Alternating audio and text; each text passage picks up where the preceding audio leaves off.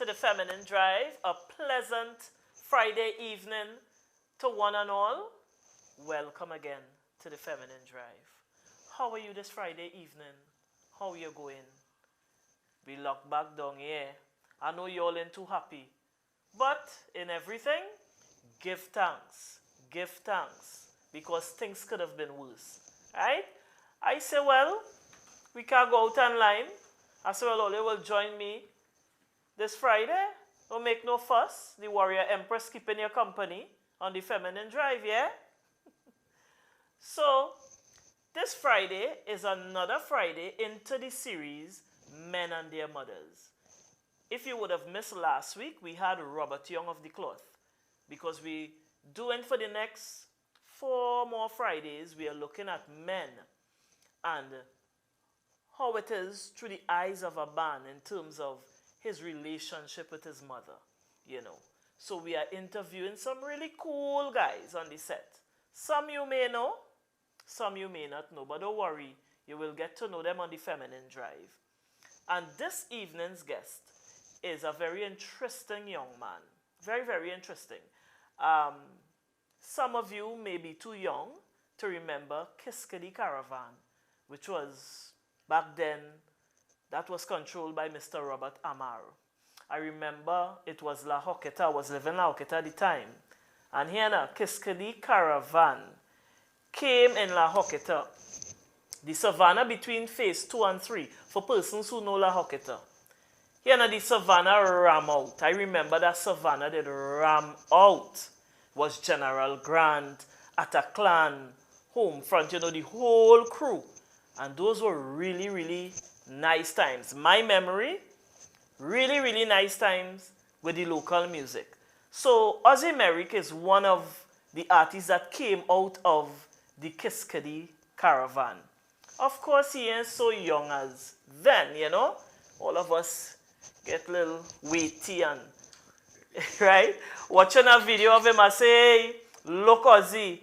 That time he tall and he lanky and full of energy, real mad performance on stage, right? So we have with us in studio, Ozzy Merrique, right? He's not just a Rapso artist, he is a fine artist, yes, wonderful paintings, and he is an author as well. So we go get to all that. We go get to all that and more because it's a lot to Ozzy Merrique. But before we go there, you know, we just take the little commercial break up at the top. Because when we start to flow down the road, right? So this is the little time to run and tell your friend, hey, the Feminine Drive is on, share the live, and we'll be right back with you with our guests. Stay tuned.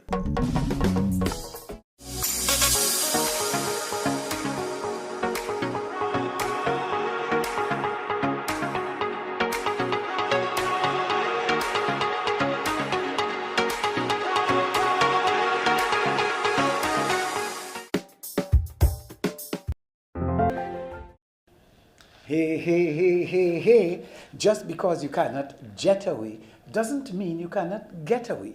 I know you want to get away because the lockdown every day have you stressed out in every way, but here's what you can do. Spend the night at any participating guest house in Trinidad or Tobago and qualify to win free groceries and a weekend for 2 with breakfast at another property. Here's how to win. It's the GAyelle Staycation. Here's what you do. Book your stay. Spend the night. Take a picture of your room the first time you see it. Take a picture of your breakfast. Take a picture of you having fun. Well, not in bed, of course. And make a 2-minute video telling us how great the location is. Send us your pics and your video, and you can win groceries for 6 months and a weekend stay at a different property or the same one you enjoyed. This promotion runs from February 15th to May 15th. The more places you stay, the better your chances to win. Visit GAyelle Staycations on Facebook for more details. And we are back inside the Feminine Drive. Welcome back. For those of you who just joined us, we have in studio this evening, Ozzy Galvanize, Merrique. Welcome, Ozzy. Glad to be here, glad to be here. Nice. I say, Empress. Yeah. It's, a friend said, but what name to call you? I say, you call me anything. Just don't call me collect. You understand? So you're going? I did. So You let's say did. good night to you. You know, Yeah. thanks for having me, and good night to everybody. Taking it Nice. The vibe's nice, man. For sure. So, what the current situation has done with you in terms of Girl. 2020 into now? Well, I mean, the word, you know the two words, right? Yeah. COVID and lockdown. And the only reason I would raise that so quickly is because of the fact that, I mean, we're the people who really bracing the brunt of it now. Yes, You know, we are the because, creative. yeah, and the entertainment and the crowds. I mean, if we didn't have crowds, you know, Yes. the crowds is what makes us do what we do. Of to a course. large extent. Yes. So, but when all is said and done, I'll be totally honest with you. I've seen a lot of creatives saying, well, you know, they get into work and they create a new work. You know what I mean? I think it kind of forced me to kind of find some kind of retrospect and look at what I've done before. Right. You know, and try to kind of put it in a better order, you know, clean up some of the paintings, Nice. literally and figuratively, hang them up, go back into some work, Right. you know, touch back some of the things I used to do before, because, you know, the focus was mainly on the music and the art. Right. And then I see I have all these poems and stories, Yes. you know, so let me try and see if I can do something with that. Yeah. And some was new stuff, but some of the stuff was like within the last 5 to 10 years, you Right. know. And so yes, I'm kind of in the more creative kind of collection mode. Yes, you're putting some order to your work. This is what I'm talking Yes. about. And COVID did that for a lot of people. So there are those who said, well, it gave me a chance to create new music, to Right. recreate myself, etc. And I also know of persons that said, here now, I needed this time to organize myself. Oh, exactly. That's You the best way to understand? put it. The Yeah, best way to put it. organize So, myself. you know, when you're on the racetrack, you're going, Yes, you're looking for it, you're that's looking right. for it. Yeah. And it's as we say, it's a reset. Yeah. The universe reset. So we had to know how to put it. It's a personal thing. You had to know Yeah, which but- part you stand Yeah, exactly. in the order of things. Somebody get inspired, well then, you know, good That's for you, right. bad for you. You had to know what needs attention. Yeah. If you good so that you're ready to create good music, well, no problem. And if you think you need to pay attention to what is already there, Yeah. you understand? So that's kind of where I'm at. Of course, going through some other personal challenges as well, you know. Boy, we all. The hustle is real. The hustle is Struggle is real. Survival is real. Listen, You it's know what I'm not talking easy. about? It's not easy with us as creatives, but you know Yeah. what? We go make it, yes? Sometimes I start to maintain a face too, because somebody watching you and saying, you have those, like all them things you talk about, they have that admiration, and they kind of put you on a pedestal, and they think that, you know, that every time You have it going on. You know what I'm talking about? Every time your name called, something ring in the bank and it go, but you know. But I at like some that. point in time, Yes. I mean, I think one of the things social media allows for us to do is to have a little bit more of a personal relationship with fans and Yes. and things. Yeah. So we can let them know a little bit more than you know, it's not. We can't paint the fairy tale Nah, story. nah, Let nah, them know nah, it's nah. real. It's not the days of It's Michael real. Jackson and Prince where you living in a castle and, you know, you have all these stories about your life Yeah, and yeah, stuff. yeah, You the can thing actually real, say, you know? Yeah, so is the case. We had to be real with people because they look towards us anyway to inspire them. Eh? Exactly. They look Exactly. towards us. Yeah. You know, as Ozzy was saying, sometimes people, when they hear your name, they feel is an immediate cash out to the bank. It doesn't work like that, right? But I always believe you can't put your challenges out there, really. Well, yes and no. Yes and You're putting it out there in a way to inspire people. You understand? Not to make people feel, well, Yeah. you coming like the prophet of doom and gloom. Exactly. You can't ride in like the prophet of doom and gloom. So, Ozzy, well, we know the purpose of the conversation and bringing you here. Right. But before we get into the meat of things, my condolences to you and the family, you know, with the passing of your father. Appreciate that. And I could only imagine it was really, you know, heart-wrenching for you, because based on what I've been reading, it seemed like you had a really good relationship with your father. You know, tell us a little bit in terms of the father-son relationship before we touch the mommy, right? Well, the original Ozzy, because it's interesting enough, we never really first had a kids and they call him daddy. Because I guess the word Ozzy, and not for no reason, you know, it's just that the word Ozzy had the same ring to it. Right. You know, daddy, Ozzy, you know. So, and they didn't really start to call me Ozzy until I got to like secondary school. Okay. So my name at home was Junior, right? Right. So Which was St. George's? No. no, Holy Cross first, Holy Cross, and right. then St. George's. Then right? St. George's, yes. So I mean, and when we were kids, I remember him in a certain type of way, and when I got to be a teenage man, we had a different kind of relationship. And Well, then when I alright. started to do music and stuff like that, it changed again. Nice. You know, He was supportive in your music and stuff? he was to some extent, I'll be honest with you. But I think part of him didn't really quite understand it. In the same way, I didn't quite understand all that made him the fantastic electrician that he made him that now, you know, as a tradesman now. Right. You know, he was good with his hands and stuff like that. I mean, I was good with my hands with a brush. Other than that, I was Right. a complete, you know, failure where that was concerned. You know, so we went through rough patches and stuff. And I think what had happened is like, I think at some point we started to relate on the general framework of philosophy then. Yes. I was doing a course in philosophy and I used to bring home the books.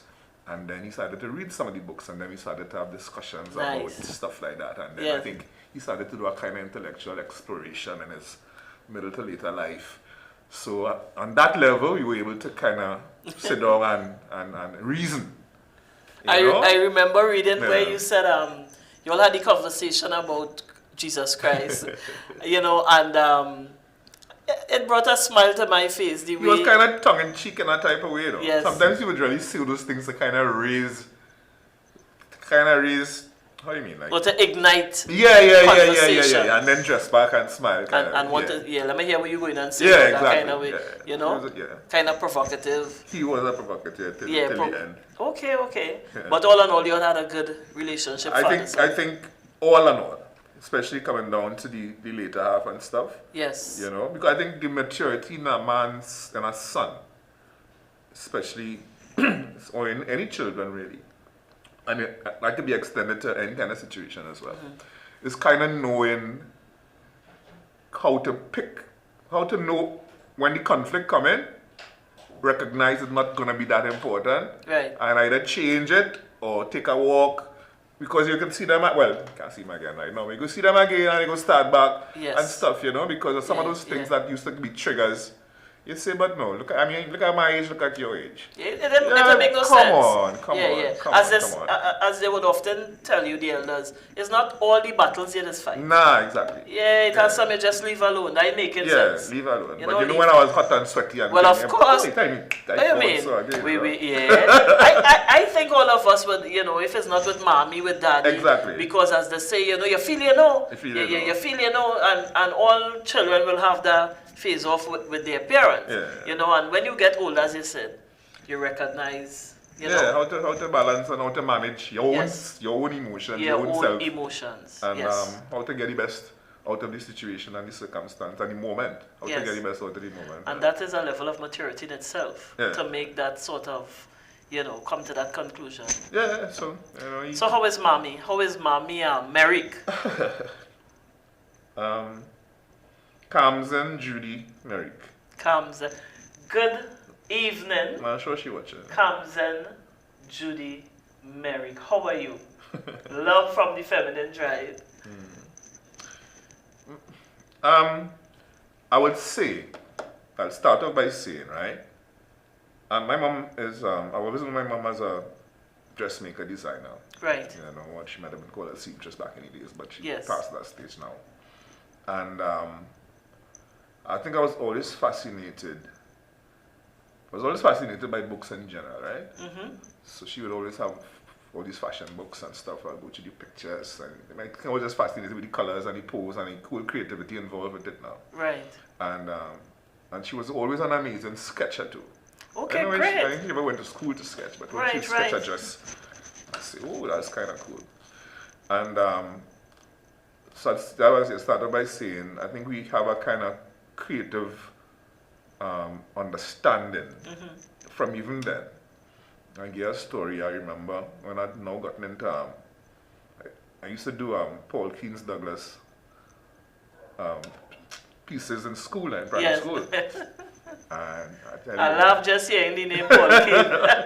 I tell you, lady, I say, he came Grandy. He was around Grandy at the time. He came Grandy and he was doing a show in Ascot Cinema. I might have been 8 or 9 or something like that. Ascot boy. And I say, I want to go. And I remember she and I alone went. Because my other siblings were quite interested at the point in time. You know, I managed to see him.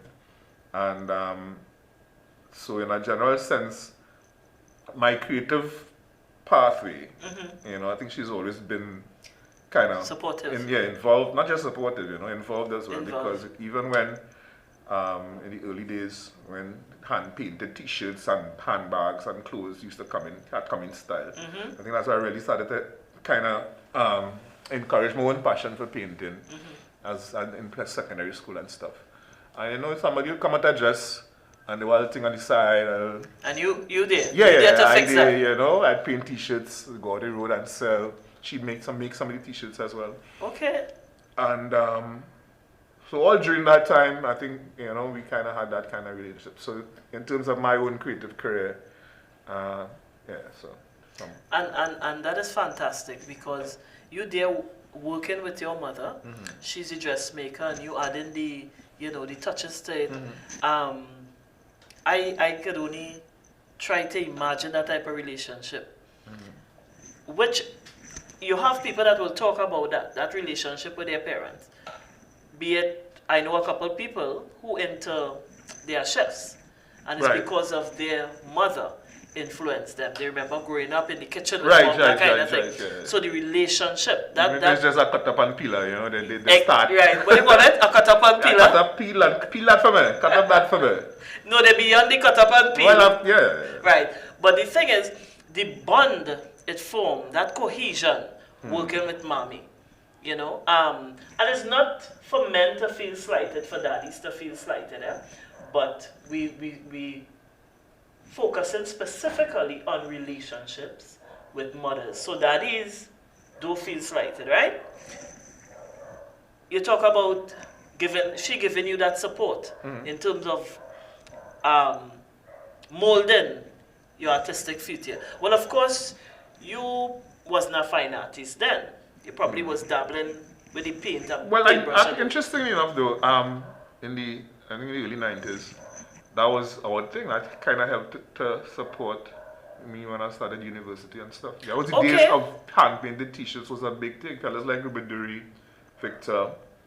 Hand-painted or airbrush? Airbrush was in the game too. Yeah. Right. That came out the rest. Miguel, teach. this fella from Arima. Miguel in that, I know he was big on the hand-painting as well. Yeah. I mean, Miguel from La Orqueta. Miguel. Yeah, next name.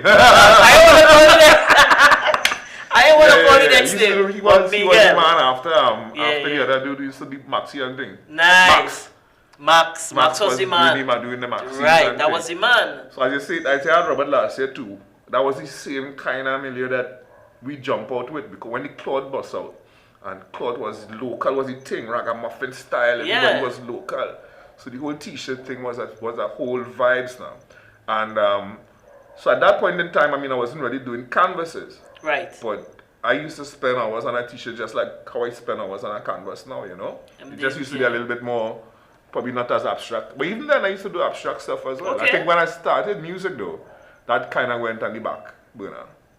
That's what happened. So how did mommy support in terms of getting into the music? So and it's Rapso, I don't think, even though Rapso was always around, for me, I think people still didn't embrace it as real marketable music. Yeah. You know that? It had this struggle. People didn't see it as music that could have been marketed beyond the shores of Trinidad and Tobago. Probably still.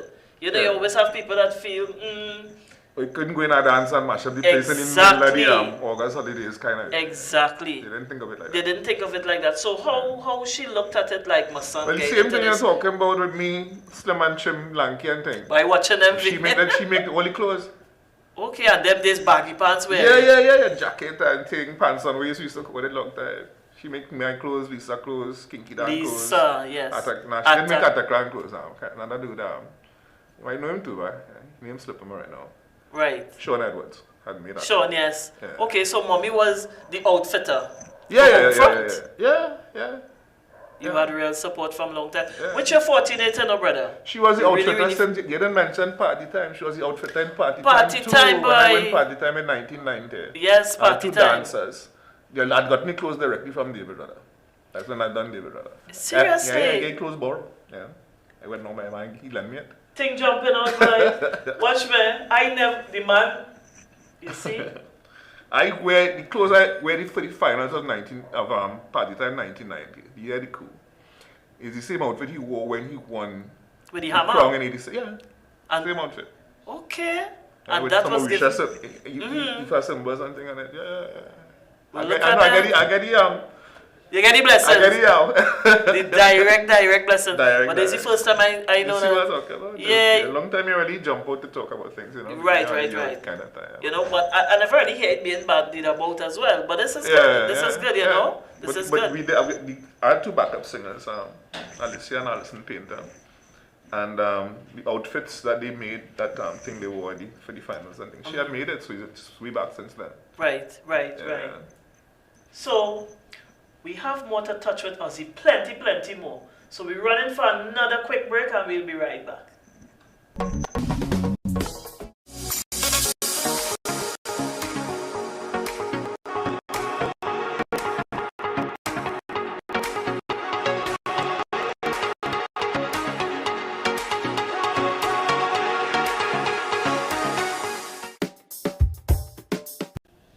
Hey. Just because you cannot jet away doesn't mean you cannot get away. I know you want to get away because the lockdown every day have you stressed out in every way. But here's what you can do. Spend the night at any participating guest house in Trinidad or Tobago and qualify to win free groceries and a weekend for two with breakfast at another property. Here's how to win. It's the GAyelle Staycation. Here's what you do. Book your stay. Spend the night.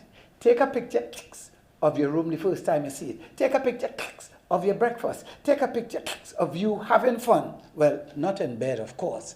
And make a 2-minute video telling us how great the location is. Send us your pics and your video, and you can win groceries for 6 months and a weekend stay at a different property or the same one you enjoyed. This promotion runs from February 15th to May 15th. The more places you stay, the better your chances to win. Visit GAyelle Staycations on Facebook for more details. Get ready for a night of Calypso excellence in Hamidullah Unplugged, live at the Kaiser Blues Cafe on Sunday, 25th April from 7:30 p.m. Come experience this unique live showcase by Hamidullah, backed by the Joy Rivers Band, with special guest performances by Ras Commander and Carice Pascal. Get your tickets for the live show or online viewing at iendlive.com or call 760-2882. All COVID-19 protocols will be observed. You don't have to touch your toe. You don't have to wind down low. Welcome back inside the Feminine Drive. Fantastic Friday. A pleasant Friday to you. Yeah, and we have with us on set Ozzy, Galvanize, Merrique. Yeah? Yeah. So, Ozzy spoke about the support from Jumpstart. Mommy, they're supporting you. But you know, nothing is perfect, eh? And as I said, teeth and tongue must have the thing. Nothing is perfect. You know, tell us of some of the challenges, you know, you and Mommy, areas you all couldn't agree. Well, as they say, teeth and tongue, boy. You know what parents like to tell you, feel you big now. Feel big now. Yeah. Well, you hit the nail on the head. I mean, at some point in time, I think it's come from a point where you kind of have a struggle for independence, you know. Yes. You know, you want your own things. And You're smelling yourself. You're smelling yourself, you know what I mean?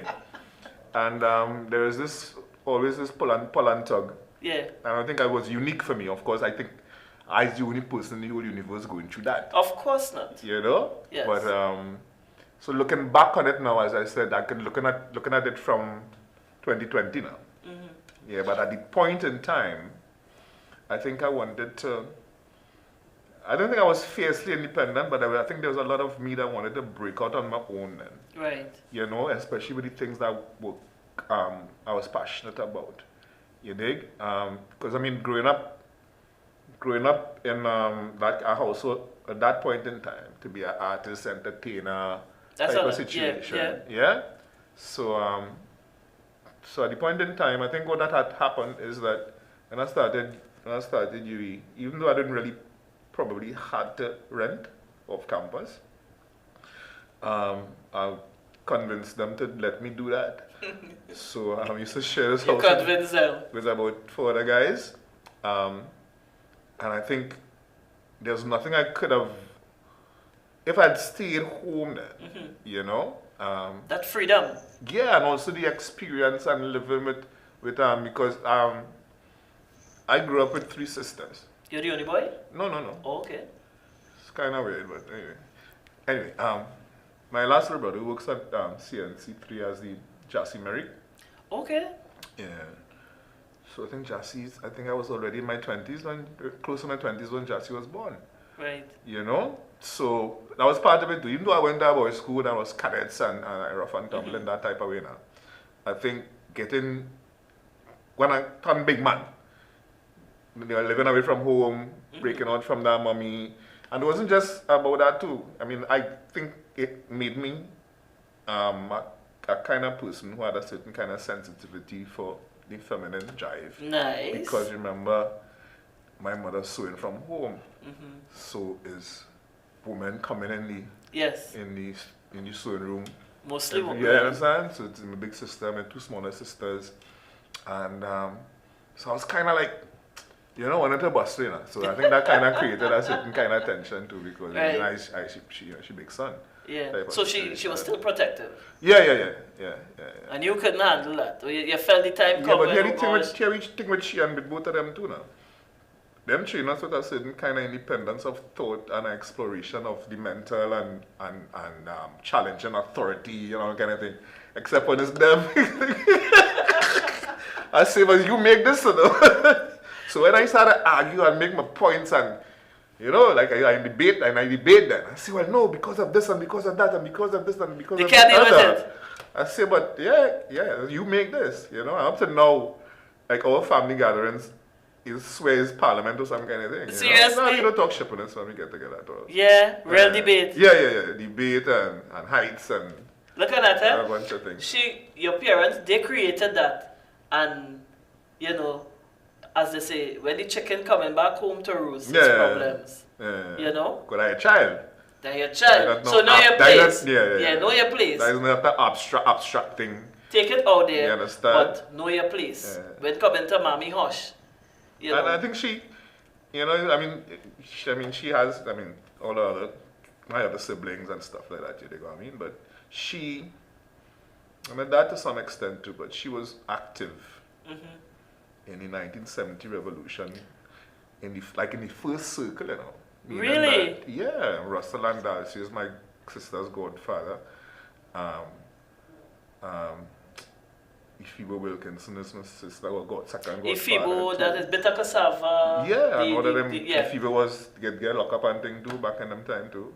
Because Ifibo's wife went to school with my mom's in Granby, in Northeastern College. And so in the 70s and thing, I hear stories about boots and various other implements being used and hid below the thing. Yeah, so I grew up in that kind of circle too. Children of the struggle, boy. You know what I mean? So children of the Robert Young. His mother being very active. His father was a big union man too. Yeah, in the 1970 era, children of the revolution. That's part of where the boom generation had come from, because we grew up with that.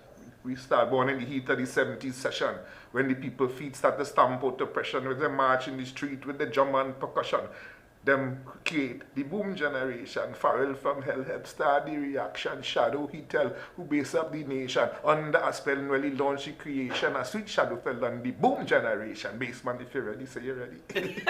Baseman, if you're ready, say you're ready. Ozzy Merrique, boy, from home front. Ozzy Merrique from home front. Can't get better than this. I don't know. So we have this thing with mommy's boy. Since I growing up as a young girl into adulthood, men who seem to be very close to their mothers, and I say we because I was guilty of it. You're a mommy's boy, you're married, you're living with your husband, but everything is still mommy, checks and balances, you know. Mommy don't cook so, and mommy's boy. So you get a label of mommy's boy. Mommy have to be in your business. Not comes in. You not come. No. Before I finish, ask the question. No. Not comes in. She was particular and peculiar in that way. I mean, it's not that there was a lack of love or a lack of connection in the household and stuff. Right. But I always remember my mother as an entrepreneur. Right. Meaning that she looking, oh my God, dogs, bees. A bee? Yeah, that must be. Oh, what is this? That must be Ozzy come to say. A bee. A bee in the studio. A bee in the studio. That. Sweetness overload. Yeah, I always remember her doing that thing, you know, if she's not working on the road as a checker or water carrier every now and then, she's sewing clothes with people and stuff like that, you know. And because she always wanted us to be focused on the books and stuff like that, you know, sometimes she would assist, she would get like young girls from the village and stuff to come and do all 2 days and stuff. Right. Yeah. To help out. Yeah, to help out and Right. stuff, you know. And so we'd have enough time to focus. And I used to hear fellas talking about my queen and my this and that and my mother. No. She's kind of person, and I think too, she was kind of ahead of her time in that way, you know. Right. Meaning that she didn't necessarily have those kind of strict gender roles for us, or even for her own family and stuff. Right. Meaning that my sister had to carry the garbage.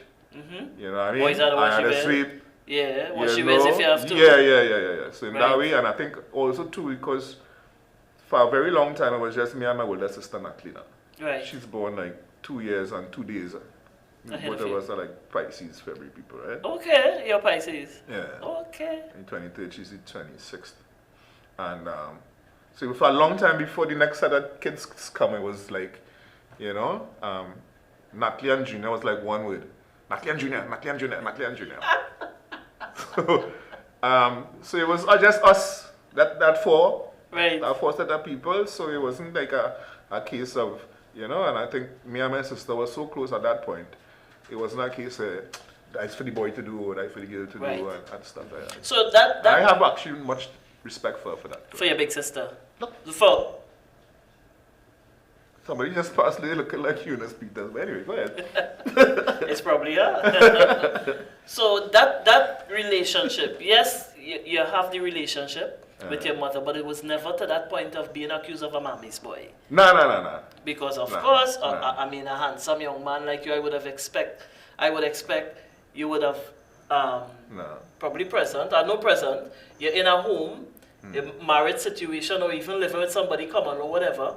You never had that accusation hurled at you. No. Mommy's boy, everything you had to call mommy. I was the kind of person to even with me and my older sister, scrap a book, climb up the mango tree and spend the whole day. Seriously? Yeah, I was that guy. You know? So in other words, then I was a bit of a nerd, so people might assume that, you know. Kind of loner, kind of. Yeah, I was always alone Right, in that sense. right. Yeah. So but then when I got around people always say, "Oh, Junior is life at the party."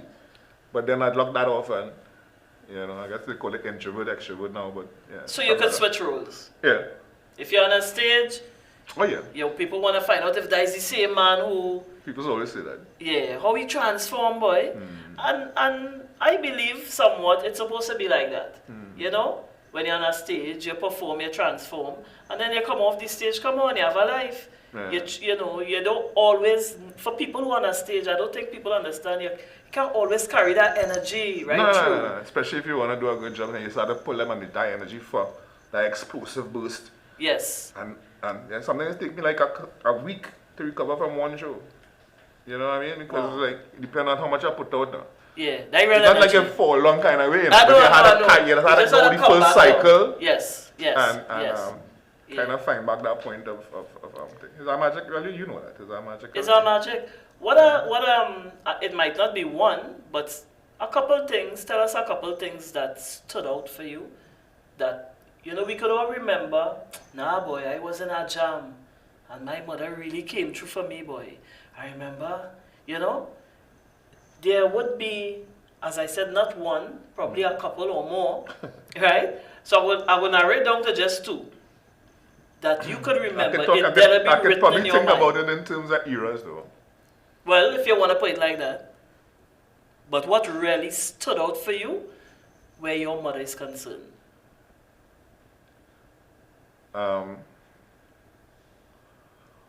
Well, it had to do with how she and I used to interact now. This is a story she used to tell, or keeps telling. That I think I was trying to impress some girl. I was like in standard 3 or some kind of thing. And so that you try to impress her. And the teacher asked who for some school treat or something, who could make roti. And I pop man and say, well, my mother will make the roti. I don't think she had made rotis before then. But she was always good in the kitchen like that. Right. And then she say, figure that, you know? Anyway, so I think that in terms of that then, but then she stepped up. She came through and and she yes. came through and without you even having knowledge that she could really do yeah, it. exactly. She came through. And I remember this time, I used to, I think I ever tell anybody this, but she used to smoke, Right. and she stopped, right? I pick up the habit. But then when I was young teenager and stuff, but even as a child, I used to rip up the cigarette and throw it away and think, Mommy, don't smoke, it's don't smoke. I remember one time when I was living away from home now, so make sure you know the way it is. So I leave from my apartment and I go on Soca Village. Soca Village, boy. You know, so that time I'm probably drinking and smoking. I used to drinking and smoking for about a couple months. I just see my beer in my hand. Big man thing. Man thing. And corner my eye, I see she on my hand, bend the corner. And the interesting thing though, she didn't buff me, you know. I think she was kind of amused though. Because both of us knew how anti that I was, you know. Right. But, That's not the story where the pan bend the corner. ooh, nah, that was my sister. Yeah, you know it good. But the story, the man put his story out on Facebook. I read his story and he asked me if I know it good. Man put a story about a pan that bend a corner and connect with his sister, you know.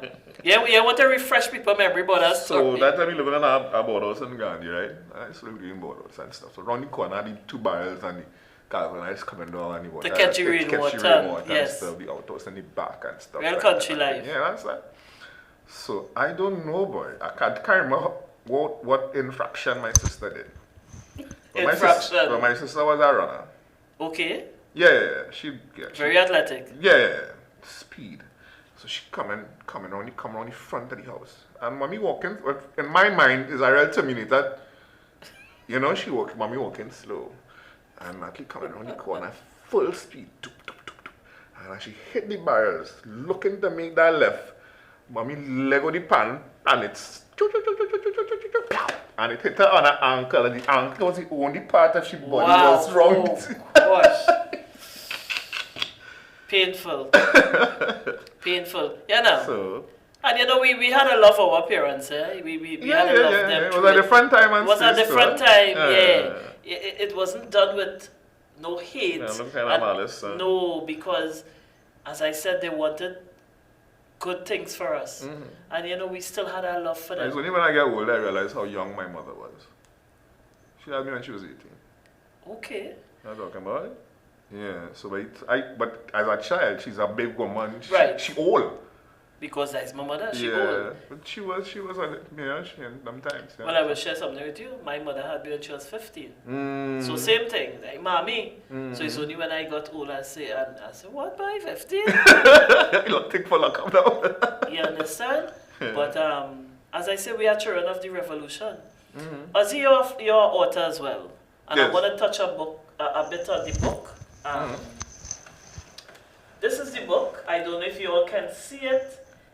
Right? It's called Silk Cotton Island. And Merrique is the author of this book. Tell us something about Silk Cotton Island.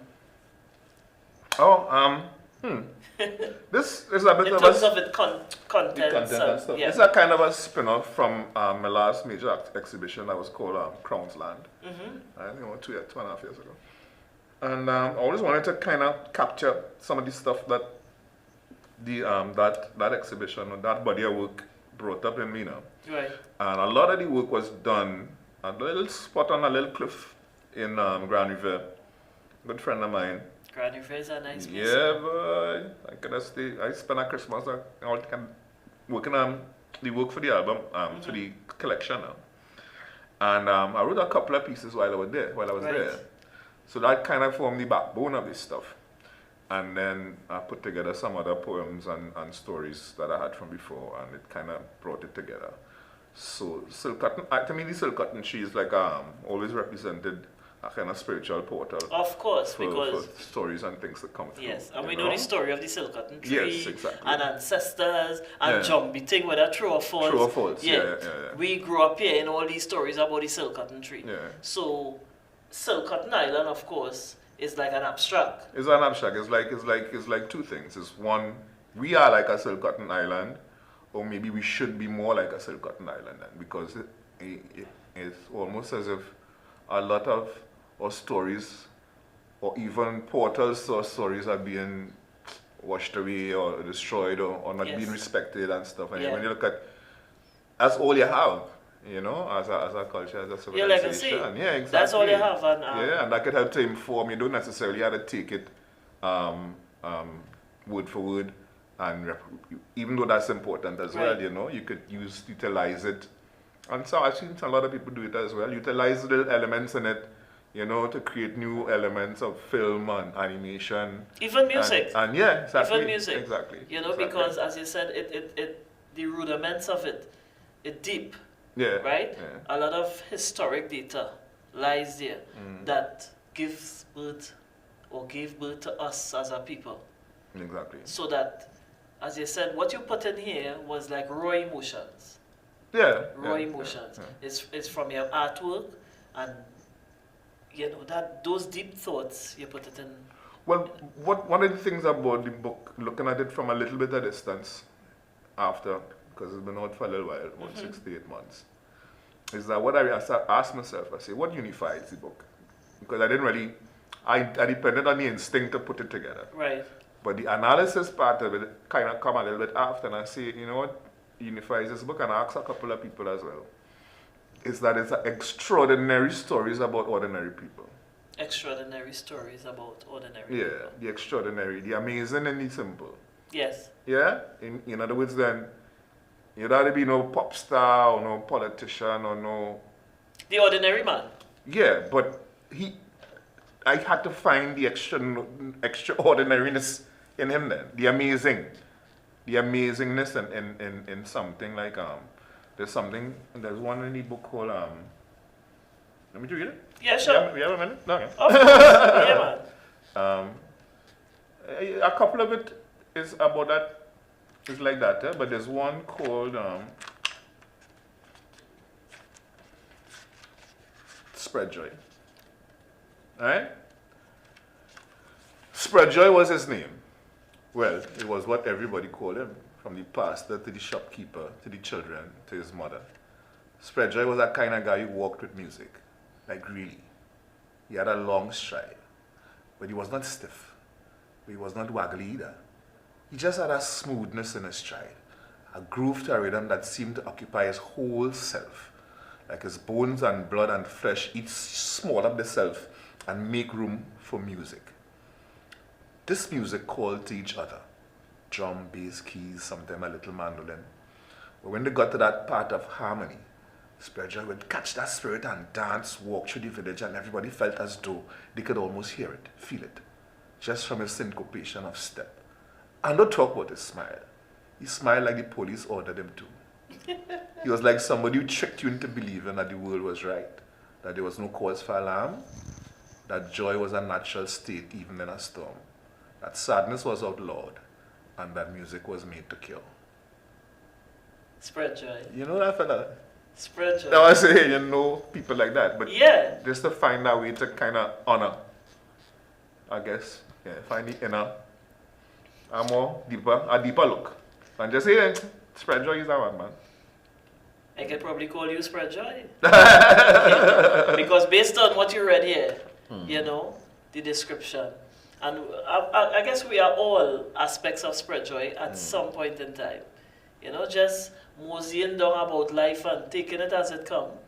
It's funny how you said that because that came to mind when you say how you describe me as lanky Yes. in the But yes, that was your, tall, Yeah. but skinny then. let me yeah, say. I know what you mean. Yeah, skinny and, just... Yeah. And again, we all transform, When I look at you now, real quiet, real withdrawn, you're just cool. And those days, all of us, we just out there. According to my friend, it was change the world, thing. There must be transformation. There must be transformation. Any one of these stories or poems in here, your mother inspired any? But that's on the cover. Second picture. Yeah, that's it. Okay. Yeah. Part of her. Yeah. So who part don't of know me, her part probably of- would know that's her. Yeah, well, everybody who know her. Right. Not know that's her.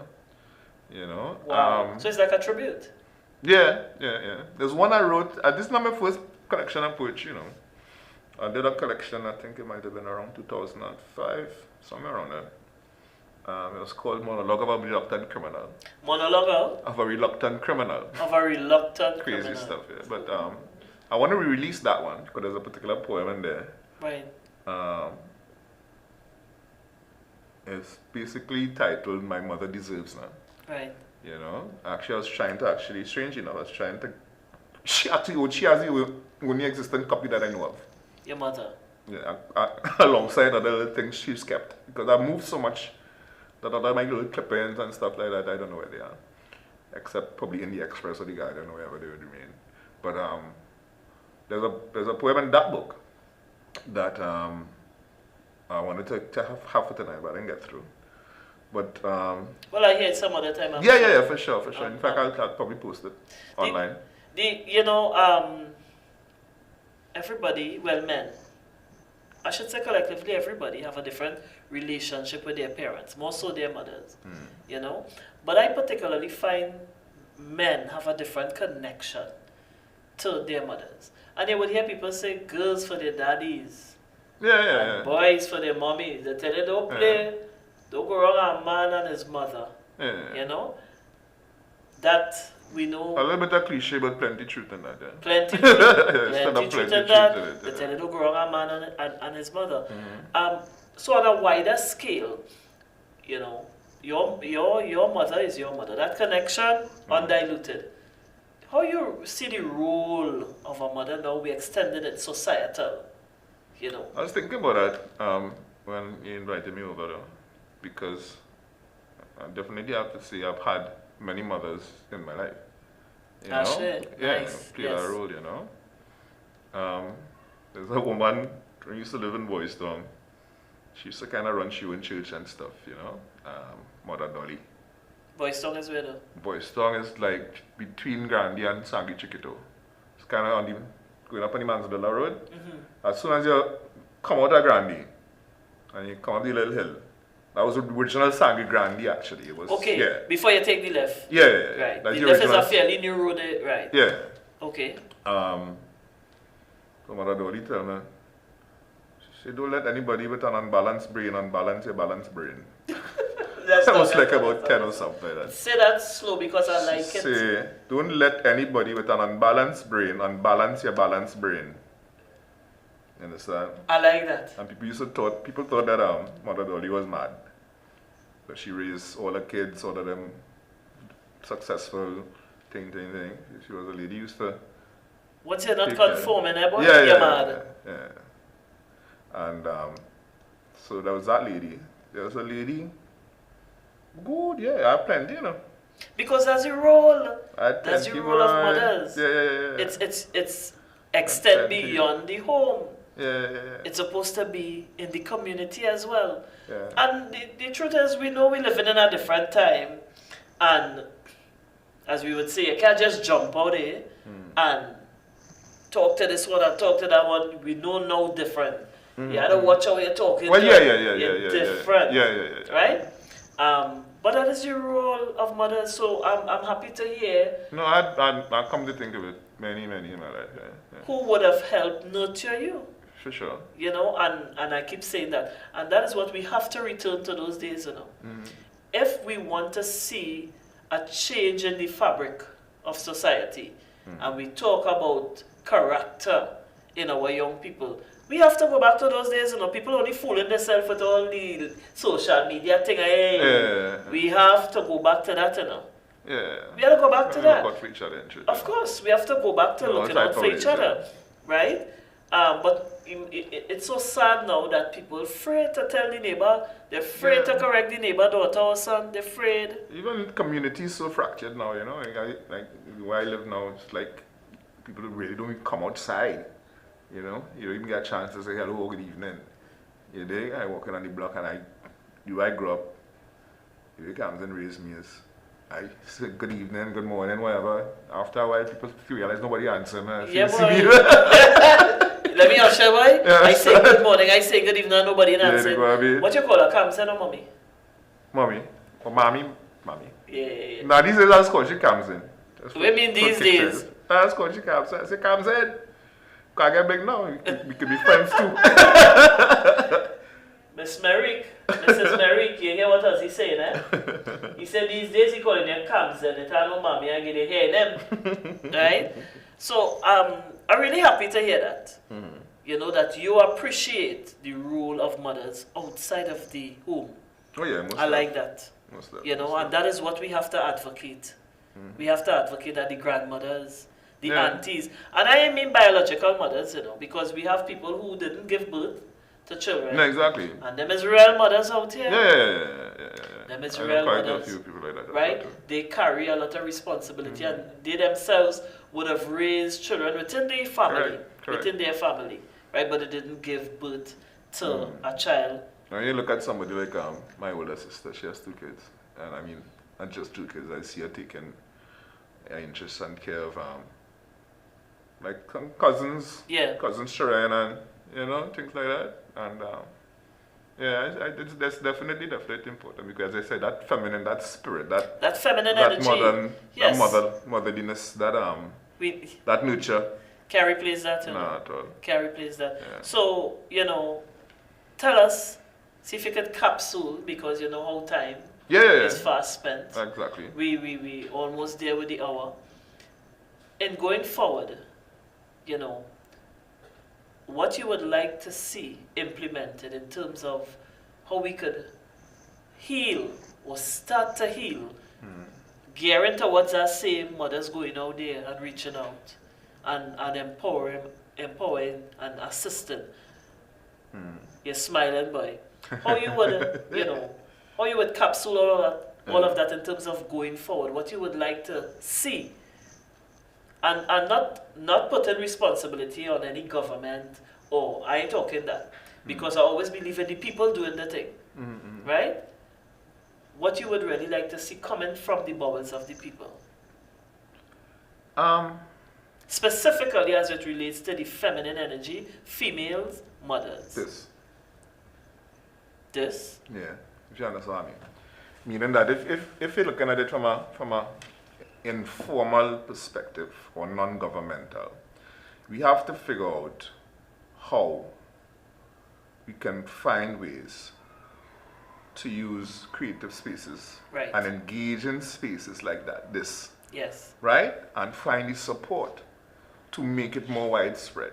Because even if it's 50 people, 60 people, 70 people, they go say, I hear you talk some shit, so Empress, make a good point. Right. Yeah, because sometimes the focus of things like this that is themed around what we need, as opposed to kind of the scattershot of the internet. Because the internet is liberating, but sometimes the noise is too much for you to zone in on the things that we really need, And that is applicable to, Right, but another way you could look at it, like, okay, now that you have this, and let me say I have a show just now. Nice, create an umbrella and a network, know. Do something for the guys. I like that. Like you're dropping a hint. Of course. Hello. Uncle Aaron. Uncle Aaron. How's he dropping a hint? That's nice. Because when I started the show, a couple of my male friends say, oh God, it's only as a woman, you only bring in the show. That was in the earlies. Right. Everything is woman. I say, well, start something for the man and them now. Yeah. I say, start something for men. I say, let me do something, Yeah, because the healing is needed on both Correct, sides. that's right, yeah. And the collaborative effort, we come together because we need each other. The male energy and the feminine energy. So I Right. like where you're going, Yeah, you know? we could talk about it, but we could also find ways to Take embed it. into Yes. a story then. Yes. Into something creative, into a Yes. film. That will resonate. Resonate, yeah. And not so much, not only rather adults, but we're looking at the younger mind, the younger impressionable mind. Yeah. I want to do probably between this year and next year to do a proper children's book actually with stories and stuff like that. Great, fantastic. know? And apart from doing it in the studio, it mustn't just stay in the studio or in the book. We have to go out there. Yeah. We have to take it out there. From a story could come a song, from a song could come a play, a Exactly. play could come a concert could come a film, a series, whatever. And you know where we're going now, right? In order for all of this to happen, we need to find a way to create opportunities Talk for to them. creatives. Because right now, after a year and going into another lockdown, and because creatives not the kind of people to jump out and say, boy, I seen it right now. I seen it for me and whoever else who are full-time Listen, creatives watch it, out here. Music, art, film, TV, entertainment. You understand? That's fair. You know what I'm talking to, and I will say it again, and I will say it on other platforms, right? Bring something out here so that we can be able to access, Yeah, right, the kind of support that we need true. for living and creating. True. So yeah. So it's not a matter of the hand-me-down and the big thing. No. We need that. We need that support. Everybody else just get it. Exactly. Everybody else just get Yeah, it. you can like You know? get support in a business, a small entrepreneurship, you know. Of course, Yeah. everybody's getting support. So you know me. No. Yeah, I mean, I must like that. he came to speak on the subject matter about his mother, but of course, he took the opportunity to reach out, and that is the truth. Creatives, we need that support, and not a one-time support. You Exactly. understand? And that's a whole conversation, Well, yeah, a whole episode or episodes, and it's nothing new, you know. I want to digress, but it's nothing new because we beaten that like a tin pan. We beaten that the whole disdain and we're not satisfied with certain things. So it's nothing new. No. But you know, We created it, you see. So the thing is, if we are able to get up in the morning and create it, it goes. That was saying it was a perfect little segue. Yeah. When you started talking about what we do, I say things like this, Yeah. and things like that, and things like that, you know, and who are to make it? The creatives are the ones closest to the ground and closest Yeah. to the sensitivity of what we need and the history We had to and bring stuff it like that. So together. we had to bring Yeah, it we had to together. bring it together. Well, Ozzy, I want to thank you immensely for coming on the show. Thanks for having me. You know, for vibes in with me. And of course, those who are viewing. Right? It was really nice. Really nice. Yeah, I enjoyed I'm it. looking at you and I just going back to home front. You know? Time, boy, life, eh? Imagine that. You know, and it's nice to hear that you had a really good relationship with your dad and still one with your mother. You know, the importance of fostering strong relationship with our parents. And as they say, mommy, boys is for mommy. Good night, everybody. Boys is Comes for in. mommy. Comes in. See how big So, up, eh? the hour run out again. I want to thank you, all of you, who took the time to join us on the Feminine Drive. I am Warrior Empress, your host. And from the entire GAyelle family, we are saying be safe. Be safe out there. Follow the protocols, the COVID protocols. Follow it, please. We need, on a different note, we really need to get more serious and come together and assist the authorities in depreciating the numbers. We could do this thing, you know. We could do it. I know it's a little depressing now, but we could do it. So, see you next week Friday when we will have another male guest coming in to speak with us about his mother. So, enjoy the rest of your Friday evening and take care.